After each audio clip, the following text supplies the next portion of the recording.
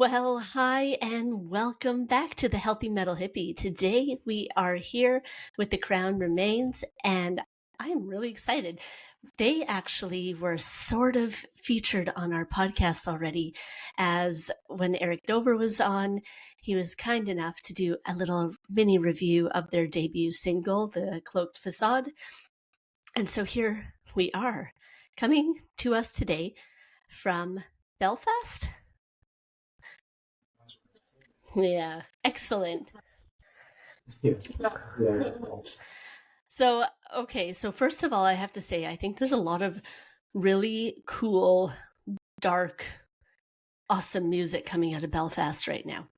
And on some of my review pages, it seems to me that I get a lot of people messaging me from Belfast, and I'm kind of living for it.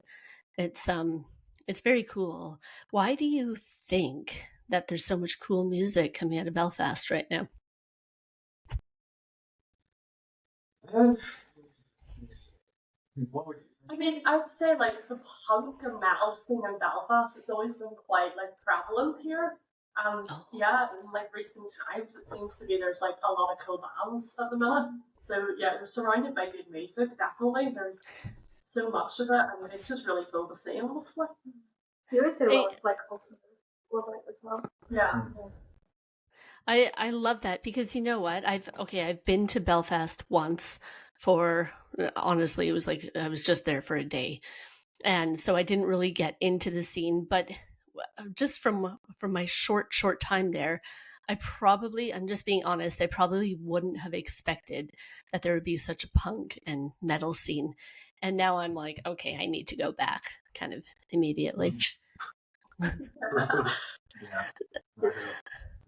There's a lot of history here with the music as well, with bands like the Undertones and Stiff Little Fingers. There's a lot to live up to, and some of those bands have made great success from this country. So it shows it is a tiny country, but a lot of music and amazing music can come from this place. So we would love to be a part of that and bring more to that scene, definitely. I think, you know what, I think you are off to an incredible start with that already. So do you guys want to introduce all of yourself to our listeners, and you want to give us a little backstory on the band? Yeah. So I'm Ray. I'm Gina. I'm Tori. yeah, I'm Ben. And I'm Connor. And yeah, we're the Crown Remains. We're from Belfast, Northern Ireland.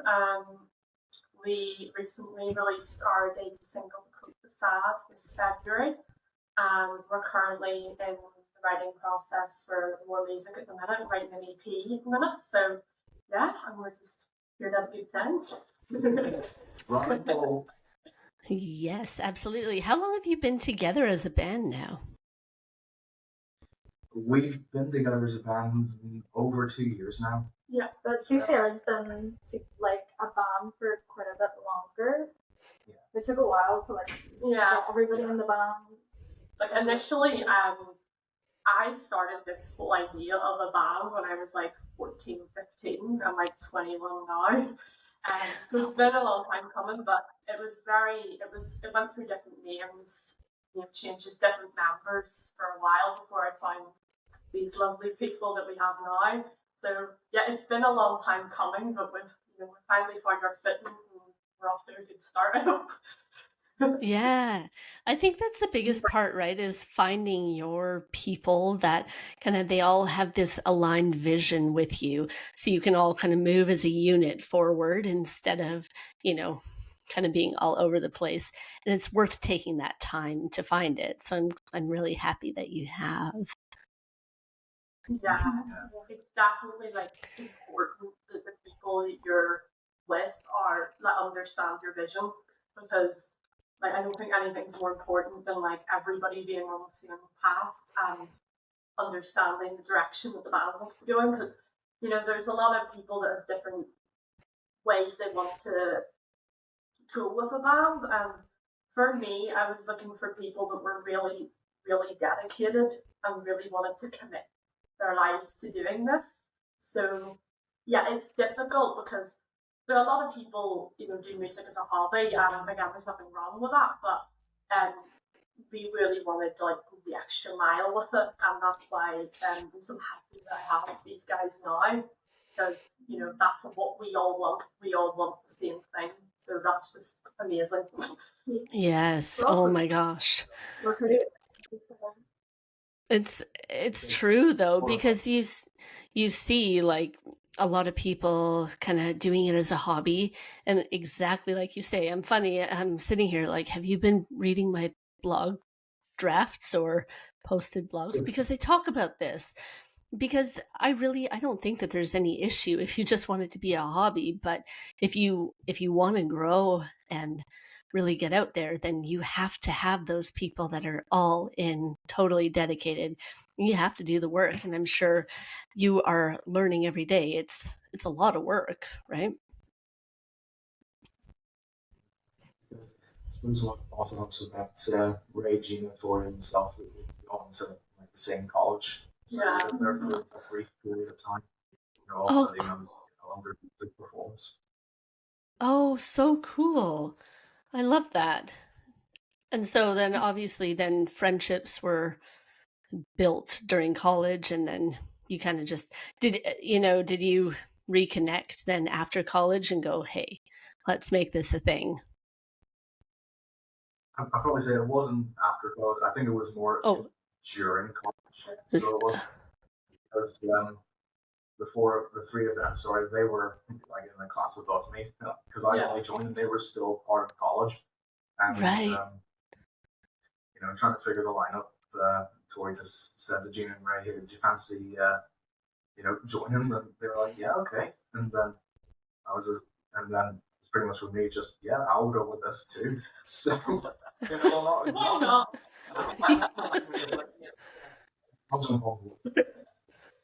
That's it. Just hop on board, why not? And I think you made a good hop. It's, I can't remember. I think you guys found me online, right? And you sent me your song. And I have to be honest, when I opened it, I wasn't sure what to expect. And then the vocals kick in and you're like, oh. And, just based off that alone, I'm like, I think people will be hooked because it is unique and it's different. Anybody can do hard rock, and not anybody, okay, but many people could do hard rock, could do metal, but I think when you add in your vocals, it's like, oh, and it's really cool. It's just such a unique sound. And I'm happy that you're back recording more and writing more, because I think if people if they haven't heard, you need to go listen to the track now. But I think once you hear that, you'll be kind of hooked right in. This is my opinion.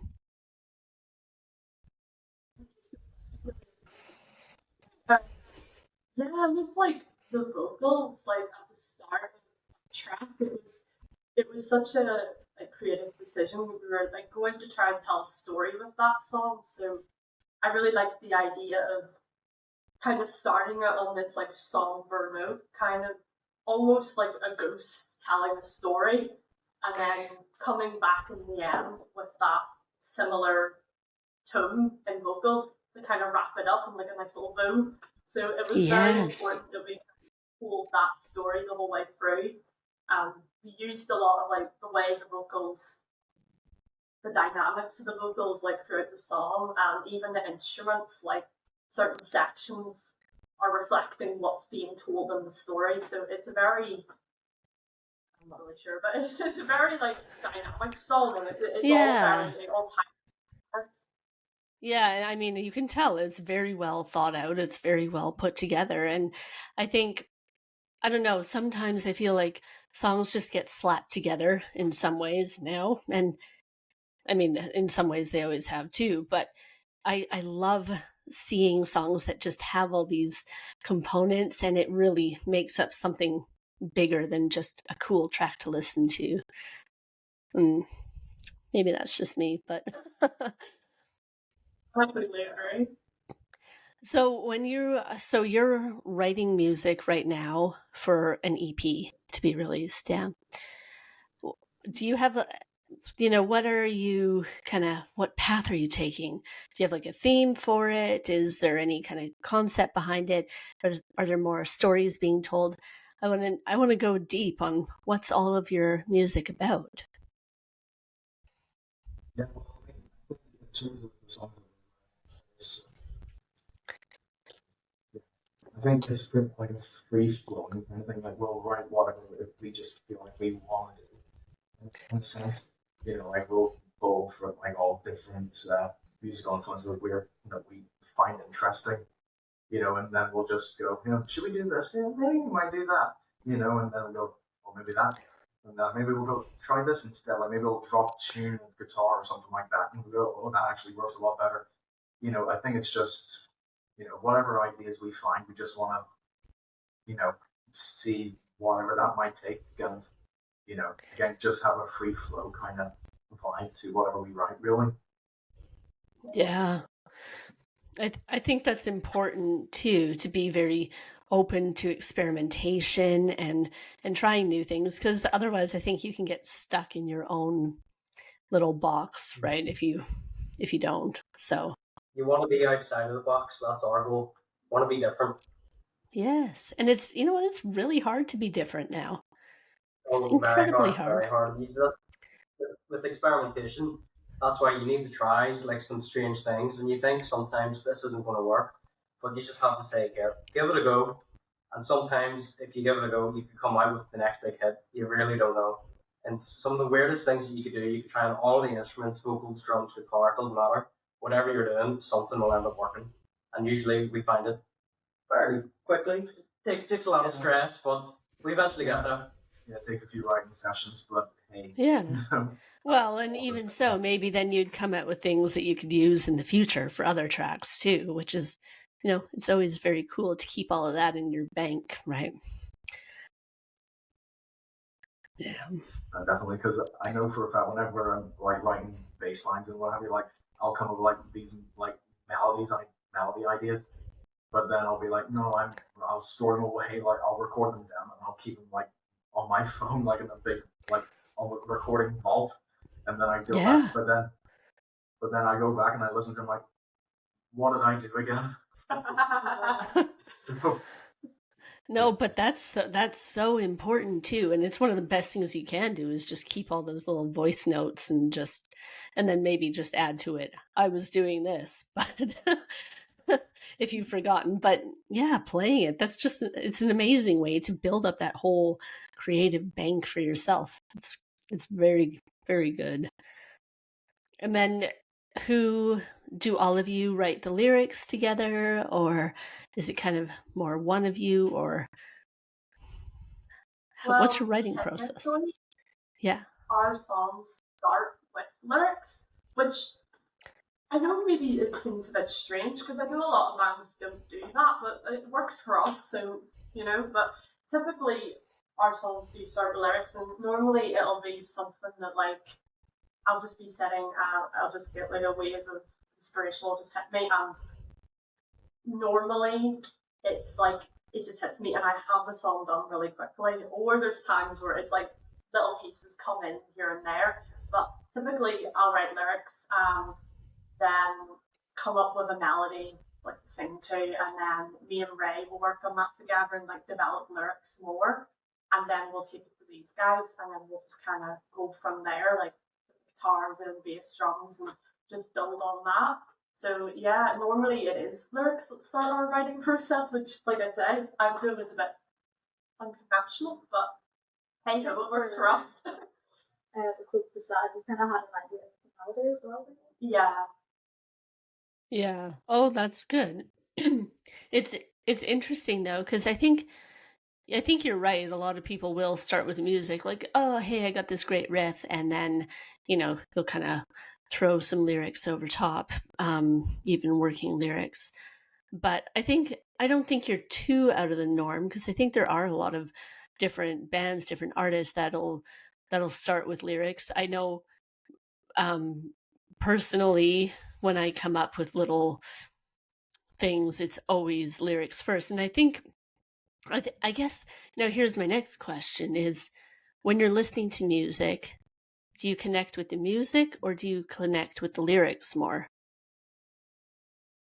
Well, probably for me, I would say lyrics. Like, I'm really songwriter at my core. Like, that's what's most important to me is the story that a song's telling, and that's why I'm very lyric driven. But obviously, everyone's different. Obviously, I love the music too, but yeah, I would say I'm more of a lyric person myself. With you guys.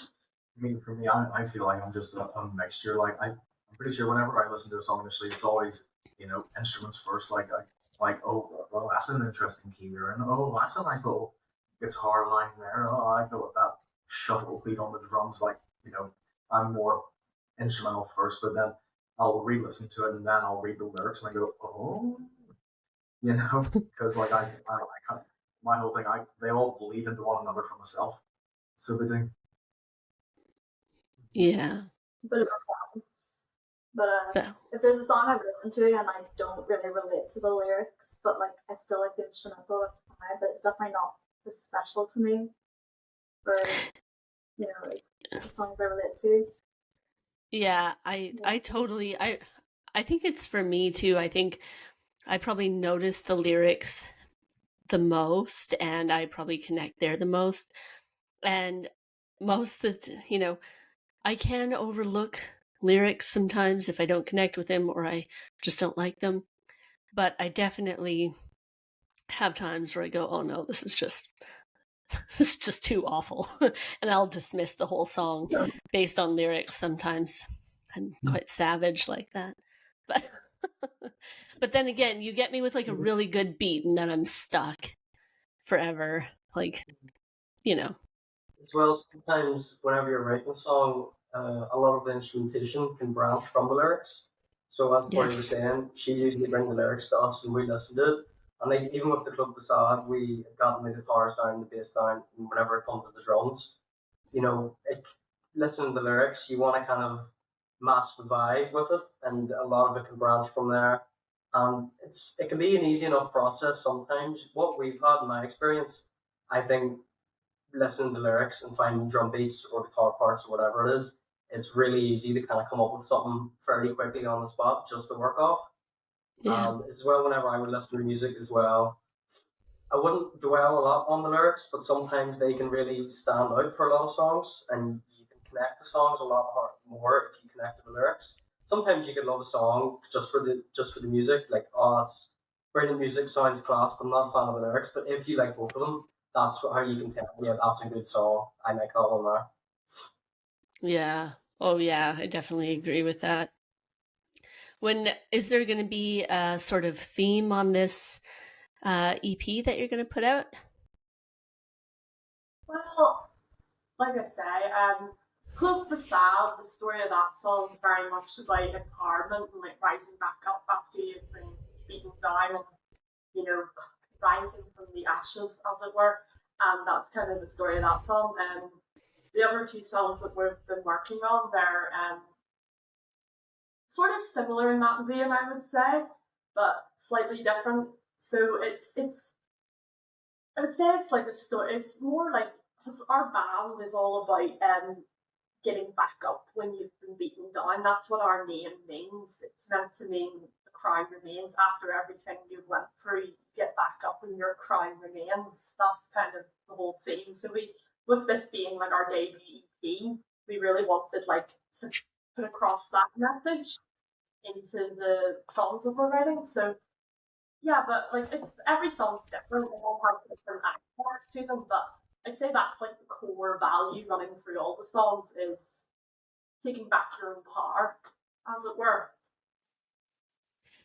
Kind of gave me goosebumps there because honestly, I think that's amazing, and I think it's something that a lot of people can relate to, especially right now. I think collectively as the world, we have been through a lot over the past couple of years, and I think it could be from so many different perspectives, but I think a lot of us are finding that regaining your power, keeping your crown, and walking forward in life with strength. And the fact that you guys have you have that just inherently in your name, and that's what you're about, I think it'll give people a lot of hope and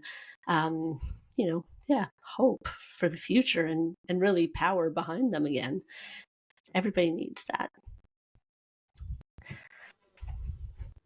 Yes. Oh my God. Do we ever? Oh no, I think that's really cool. I didn't realize that at first. I don't think I would have ever kind of picked up on that. So I'm so happy you told us the story of the name, because we need that. So I think it'll be something that people will really connect to. I know we spoke a little bit just on messages about, creating for mental health and moving forward on your journey and, healing, and almost as your own sort of therapy. I think you were saying that you guys bring that into your music as well, and as artists. The way the way that story is in that song, that there's that there's that glimmer of hope. So there is in that. Yeah, the line is the last line is "The crown is ours, and new reign begins." So it's, even though it's very like tragic tale song, it's about how you can come out of the other end of that and get back up whenever you've been put down. So yeah, mental health and like fighting about this sort of stuff is important to us. And I can't speak for everyone, but I think that like music is like our savior in a way, and it's always been that for me anyway, and it's always been the thing that like has gotten me through some of the hardest times in my life. So it's always been the thing I turn to whenever things seem bleak, and it always gives me that renowned sense of hope. So that's what we hope to do with our music for people, is to like for them to listen to it and realize that they're not alone and they can pull strength from that, whatever that may be. Situations are different. Everyone relates to songs differently, and I think that's the beauty of music. But I hope that they can pull that from our songs and feel that sense of empowerment. No, mental health would be a massive factor in music as well, I would say. As Tori said, it's an escape as well. Like for a lot of people, if you play music, if you just listen to music, going to have a listen or going to have a play can be the greatest healer. Especially in this country, like this country has some of the highest suicide rates of teenagers ever. Oh, so really? This country is, the mental health in this country for a lot of young people is like really bad. And I feel like music as well, people hear us playing it, for people to just come and listen and have 2 minutes of an escape, freedom, forget about the world and just enjoy the song. It can save people's lives. Music for Yes. me, mental health and music, it's a massive savior. I always relied on it, and I'll never forget about it, and I always know it's going to be there. And I couldn't imagine the world without music. It would be the most bleak and dull place you could ever go to, and everyone would just be unhappy if you didn't have music. Yeah, no truer words have been spoken. It's I think about a couple bands that for me were kind of like my little safe space. One would be the B-52s, and not just the Love Shack, but they really helped me believe that it was just okay to be different, and it was okay to be yourself. And I mean, I think I was around 10 or 11 listening to it and feeling totally lost in the world. I'm like, it was quite a crisis for 10, but truthfully, I mean, I felt that, and I look back and I'm like, oh yeah, no, those feelings were real. And, the safety I found in the music was just, I don't know, inexplicable. And the other one for me would be Aerosmith. Like, I don't know, there's a lot of their songs, and it's sometimes it's hard to talk about, and you think, I lost my brother to suicide a long time ago, when I was very, very young, and I would be a liar if I said I never had thoughts of suicide in my life. And that is I don't like admitting that, but it's true. And I truthfully believe music saved my life. And, I think I know I'm not alone in that feeling too. Even you just say the same thing, right? I did not realize that there was such a high suicide rate in Northern Ireland. That's Yeah. I mean, that's awful. Yeah. And I think, it's going to be amazing continuing this strong music community to really bring people together and bring young people together and, hopefully prevent things like that because they'll have a place of belonging. Yeah. Because I definitely think as well, like not only listening to the music, but, writing it too. If you're able to, channel those thoughts and emotions, and let that, the creative juices flow, into whatever it is you might end up writing, then you'll feel better. I think, Yes. because in a way it's a little bit of a therapy. In a way. Yeah, it's a release, right? Yeah. Like, and what's a safer place to let it out is on a piece of paper, or use your voice to let it out, even if it's just to your cat or your dog or to nobody, But there's something about that release that's very, very important while you're writing or creating or just expressing yourself. Yeah, it's like even if it doesn't go anywhere when you write something, like I know whenever I'm experiencing like a bad mental health time, I tend to like go straight to my notes or whatever, and I just start writing lyrics. And even if they don't go anywhere, like it's good to release that. And sometimes they do, and obviously that's where Cloaked Facade came from. That was one of the lucky ones that ended up becoming a song. But a lot of the time, it's like just a release, and it's healthy to write anyway because the more you write, the more better you get at it. So it's it's a good outlet for people that are struggling. So I definitely think I agree. Yes, absolutely. I was thinking about that the other day too. Is like the more you create, the better you get at creating, and the easier it comes and the easier it is to do. So I think, I love that. I have my notebooks that I keep with me, but sometimes I just neglect writing in them, which I need to stop neglecting. So I know. Oh, I love that.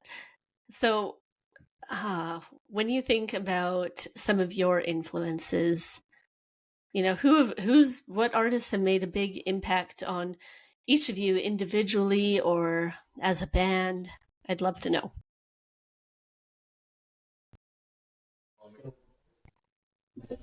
Right. Yeah. Like growing up, like Amy Winehouse is definitely the inspiration for me. Just for my grandparents as well, and my sister, because we would have played ukulele together and written music. So Amanda Palmer as well, because she plays a lot of ukulele in her songs, so we would have signed her songs specifically. But yeah, they would probably be the biggest inspirations for me.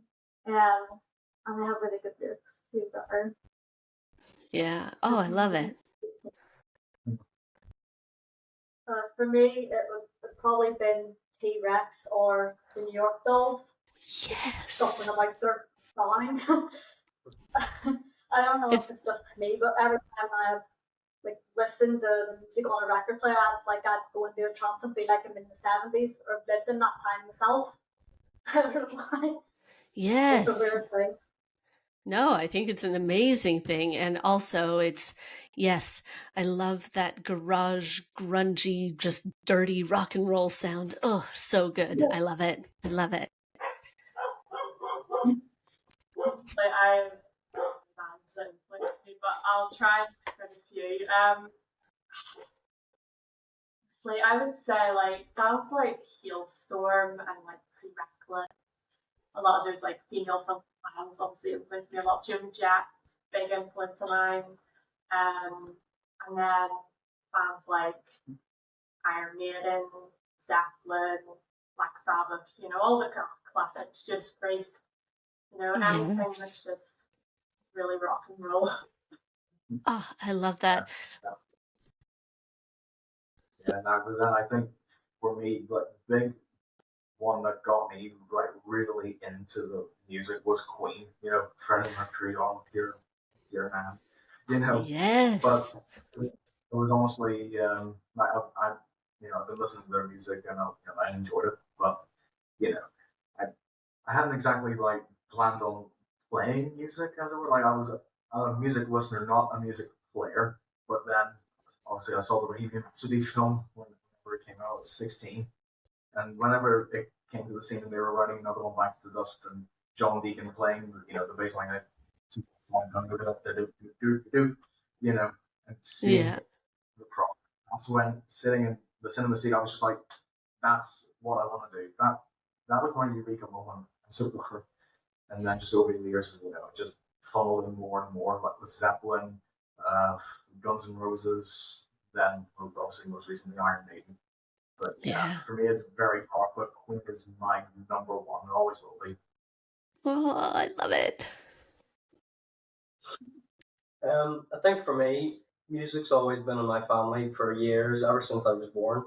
My dad was a musician years ago, not really anymore, and he had played in a band, a few bands from here who nearly had the chance to make it.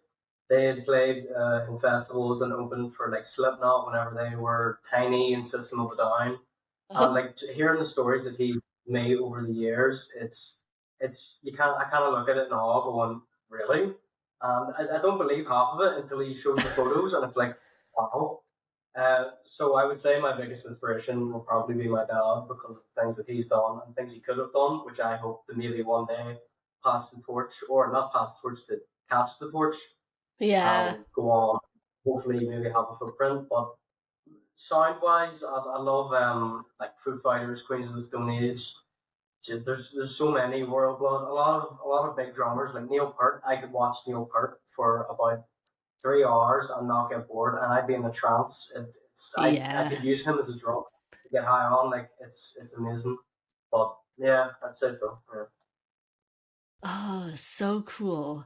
I love that. Yeah, I saw your Foo Fighters shirt, and it's kind of awesome. Thank you. Yeah. No, I love it. We went to see the Foo Fighters in June here and down in London, and it was so great. And it's funny. So we saw AC/DC last week. So the Pretty Reckless opened, and gosh, Taylor Momsen, she's just amazing. Like, she really commanded the crowd. And yes, you're going to get there one day. Wembley, here we go. It's no, but it's, you know what, it's so cool hearing that too. And your story about Queen and watching Bohemian Rhapsody, I love that when you have these moments that is just like the world makes sense. And I see my path. It is laid out in front of me. And I think we all have those moments with certain pieces of music, and you're just like, I understand the whole key to the universe now. It's a beautiful thing. Yes, exactly. Oh, no, it's amazing. I am a very diverse group of interests and bands that you guys all like. And I'm like, so many cool bands. I love all of them. I remember, one of my first rock and roll memories was being taken to see Tommy, a live, like a screen production of Tommy by The Who, and not screen production, stage production of Tommy by The Who. There we go. And when I was listening to it, I was going, this is absolutely the best music ever written in the history of the universe. And I came home and I told my mom all about it. And she was like, here's the cassette she had. the original album, the rock opera, on cassette, and I was like, yes. And so I played it to death, and it's probably still one of my favorite albums ever in the history of the universe. And I think that was really my tipping point into loving rock. And, and I think also with the Beatles, I remember my mom buying the red and blue CDs, and she held them like they were some big secret and some like sacred CDs. And, she brought them home. This is from a really special band. And I was like, oh, and they were mine like immediately after that. I just kind of thought, thank you. And I brought them to my room. But, but you have these life-changing moments with music, and it's, you never forget them. I think they get burned in your brain,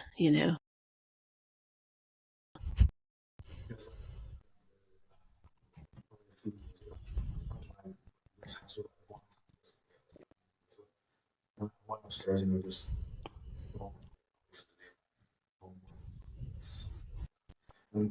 by chance I just scrolled across the CD. I was just poking through, and I saw back to Black Pain one else, and then I saw Zeppelin 4. And it comes upstairs, and I say, I didn't know you were in the Led Zeppelin. He goes, oh yeah, I was. So, and then not long ago, like last year, I then hooked through his old record collection, and out of the whole bunch, I saw Kate Bush's debut, and I was like, oh. And I ended up taking it home and listening to it, and I was like, why did you not tell me? I need it. Did you took it home for yourself? Oh yeah. It's in my collection now. Good. Collection, so. It's the passing of time. It's the way things should be, I think. You hand down good records and good music to your children and your grandchildren, I think. Though for a while my son was trying to steal all my CDs, but I ended up just getting him his own copies because I didn't want to share. I know, it's kind of savage, but it's okay. Sometimes you have to set those boundaries. But it was, so I don't know. I love that. And it's interesting too how much of our an influence our parents can have on our musical tastes as well. I mean, last week on Friday we went to see Andrea Bocelli, and people would not take me for somebody who is into him and his beautiful voice, but I stood there in the pouring rain, crying my eyes out, listening to him sing. But that's just the way it is. But I grew up listening to a lot of opera with my mom, and it's just like, it's magical. It sits with you. So it was an honor to see him sing live. So.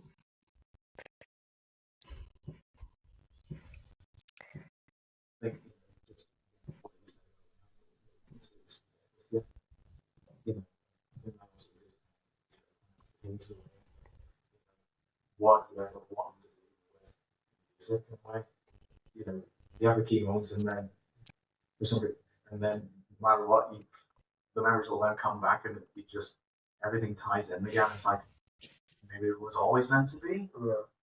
As you said, the memories you have with music, they're the ones that really stick with you, especially if you consider music to be a massive part of your life and your personality. It's like only a few weeks ago, I was seeing Limp Bizkit, and I was just out of one of the mosh pits. I was nearly bruised and battered, but I was standing there going, I will probably never experience this again, and this is going to be one of the greatest moments. And then a week later, I was watching Sting from The Police live, and I would have the kind of thing going, I'm never going to forget these gigs for as long as I live, because these are the moments where you truly feel like you're alive and you're watching history. It's amazing. Yes. Oh my gosh. Yes. That is that is so true. I was thinking too, we went to the Taylor Hawkins tribute show in London back in 22, and that was really that was one I definitely felt before we even got here. That's kind of history in the making, and it was honestly one of the most beautiful evenings ever of my life. It was perfection, you know. It's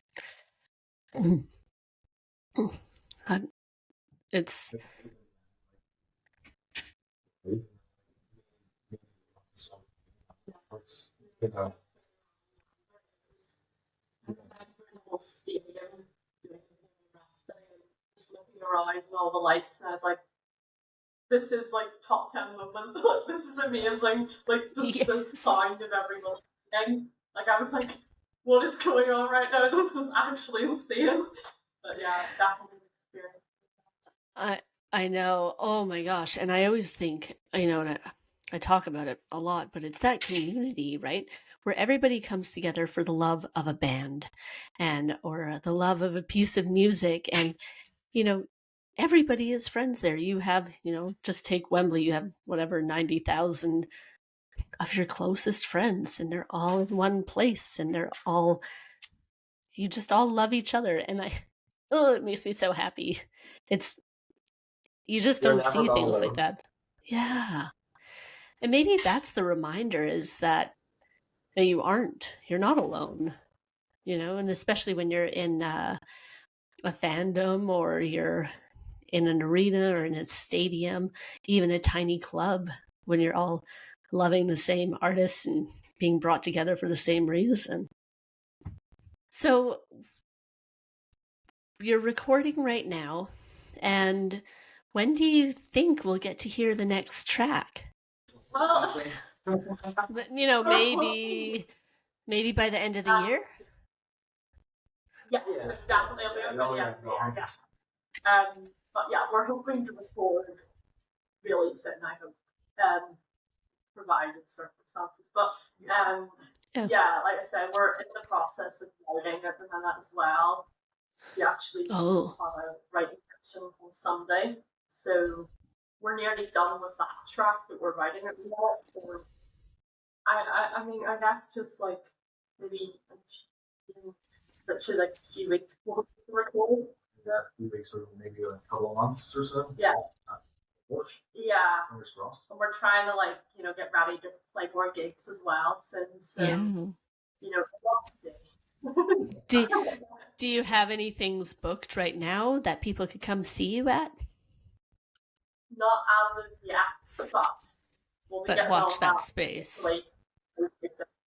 Yeah. Yes. If anyone wants to see, you know, like what we're like live, then, you know, let's say check the gig we did back in March, you know, and, you know, the space building that we did, you know, and it was got all, you know, pro videoed, and we'll have your cameras set up like down by like right corner, and then one up on like a high angle here, and then all that stuff. And, you know, yeah, good, you know, gives a good. It's so like TikTok, Instagram, so you can find us and everything. So if you want to have me like Instagram. So okay, so they can find you Instagram, TikTok, YouTube as well, right? Facebook. Yeah, like you're kind of up on YouTube, but right. Facebook, there's another one. Yeah. And so if they go, we'll put all your links in the show notes, of course, and then people can just go clickety click, because they should, if they aren't already. Yeah. No, that's amazing though. And you did your debut show. You said it was March? That was the debut, right? Or was there another one before? Our debut was back in September last year. Oh, September. So it was show start of September, and then after that the next one was October, and then the last one we did there was only the one back in March there. So, but that's, I mean, it's great though. And you know, I've seen a lot of bands that, you know, have been together for years and haven't played any shows or released anything. So you're way ahead. So don't worry. But that's, I mean, it's going to be great though, and I know you're going to get out for more through the year, and it'll be really nice. Summer's tough too, so summer's great, but it's also tough, right? So people can look forward to new music coming out from you later this year, and also we'll be able to find you playing dates around Northern Ireland. Maybe come over to this side a little bit later this year. I'm just hoping, because I mean, I think it would be great if you could come do a show in London. We'll love it. Like we would love to. Yeah. One of the ambitions, I think. Yeah. And not just London, obviously, like, conquer a local, maybe try Scotland or yes, anywhere. Yeah. No, I think it's going to be amazing. And so then everybody can come and check you out. And we'll just go through one more time. Facebook, Instagram, TikTok, and any other places? Do you have a mailing list? Do you have a website? Twitter. We're all Threads as well. Twitter and oh, okay. And I'll link everything down below. Oh. Well, I have absolutely loved having you guys on with me today. I'm really excited to see the future, because you've got something great and something unique to offer to everybody. And so you're going to get there. I'm really excited to see how it goes. We're excited too. Thank you so much for having us. Thank you very much. Yeah. Appreciate your time. Thank you very much. Thank you. We'll talk to you soon. Have a beautiful day. Bye.